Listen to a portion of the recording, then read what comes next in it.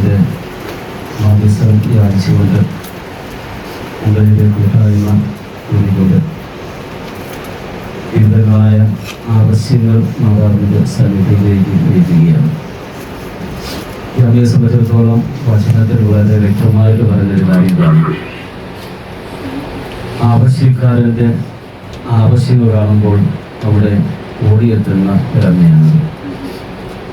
എലിസബത്തിനെ സംബന്ധിച്ചിടത്തോളം എലിസബത്ത് ആവശ്യപ്പെട്ടൊന്നുമില്ല.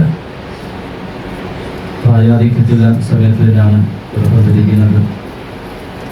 ഗർഭാശയതകളൊക്കെ ഉണ്ട് എന്നൊക്കെ മനസ്സിലാക്കിക്കൊണ്ട് തന്നെ ആവശ്യപ്പെടാതെ തന്നെ ആവശ്യക്കാരുടെ ആവശ്യങ്ങൾ മനസ്സിലാക്കുന്ന ഒരമ്മ.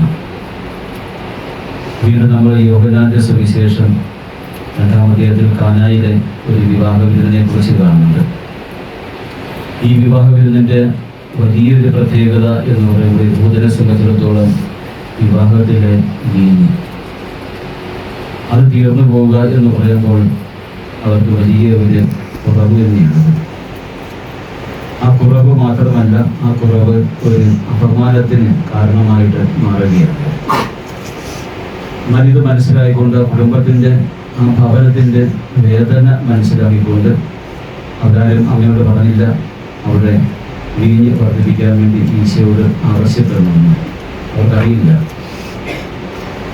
എന്നാൽ തങ്ങളുടെ ഇടയിൽ തന്നെ ഉള്ള ഈ സ്ത്രീ, അതായത് പരിശുദ്ധ കന്യകാമറിയം, എല്ലാ കാര്യത്തിലും എല്ലാത്തിനും സഹായമാകേണ്ടതാണ് എന്ന് മനസ്സിലാക്കുന്നില്ല. എങ്കിൽ തന്നെയും അവരുടെ ആവശ്യങ്ങൾ മറിയം അറിഞ്ഞുകൊണ്ട് തൻ്റെ തിരുക്കുമാരനോട് പറയുകയാണ്, ഈശോയോട് പറയുകയാണ്, അങ്ങനെ അവർക്ക് വീഞ്ഞ് തീർന്നുപോയി. എന്നാൽ വീണ്ടും വന്ന് കടവക്കാരോടും ആ വീട്ടുകാരോടും പറഞ്ഞതാണ്, നിങ്ങൾ അവൻ പറയുന്നത് ചെയ്യുക. നമ്മളിവിടെ പരിശുദ്ധ അമ്മയുടെ നാമധേയത്തിൽ ഒരുമിച്ച് ചേർന്നുകൊണ്ട് ഈ അഖണ്ഡ ജപമാല പ്രാർത്ഥിക്കുവാൻ വേണ്ടി ഒരുങ്ങുമ്പോഴേക്കും ഈ ജപമാലയുടെ ഓരോ മുത്തുകളും നമ്മുടെ കണ്ണീരുകളായിരിക്കണം, നമ്മുടെ വേദനകളായിരിക്കണം, നമ്മുടെ ആവശ്യങ്ങളായിരിക്കണം. നമുക്ക് ഒത്തിരിയേറെ ആവശ്യങ്ങളുണ്ട്. ഭൗതികമായുള്ള ആവശ്യങ്ങളുണ്ട്, ആത്മീയമായുള്ള ആവശ്യങ്ങളുണ്ട്. ഇതെല്ലാം തന്നെയും പൂർണ്ണമായിട്ടും ഈ അമ്മയുടെ മാധ്യസ്ഥതയിൽ സമർപ്പിക്കുമ്പോഴേക്ക് നമ്മൾ അറിഞ്ഞോ അറിയാതെയോ നമ്മുടെ ജീവിതത്തിലേക്ക് എപ്പോഴും ഇടപെട്ടുകൊണ്ടിരിക്കുന്ന അമ്മയുടെ സാന്നിധ്യം നമുക്ക് മനസ്സിലാക്കാൻ വേണ്ടി സാധിക്കണം.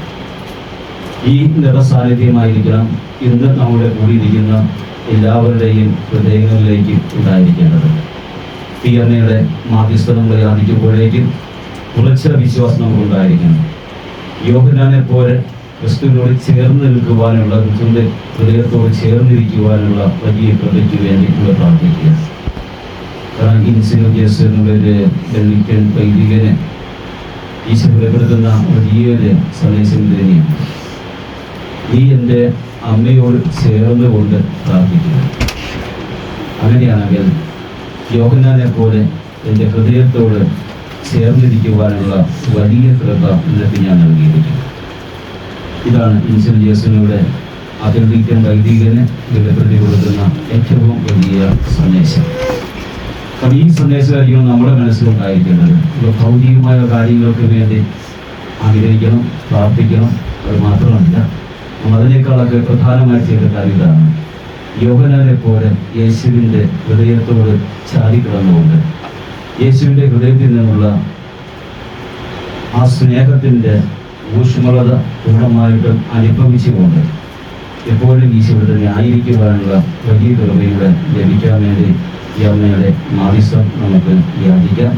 നമുക്ക് ഈ ഒരു മാധ്യസ്ഥ യാചനയോട് തന്നെ ഇന്നത്തെ ഈ അഖണ്ഡ ജപമാല ആരംഭിക്കുകയും ചെയ്യാം.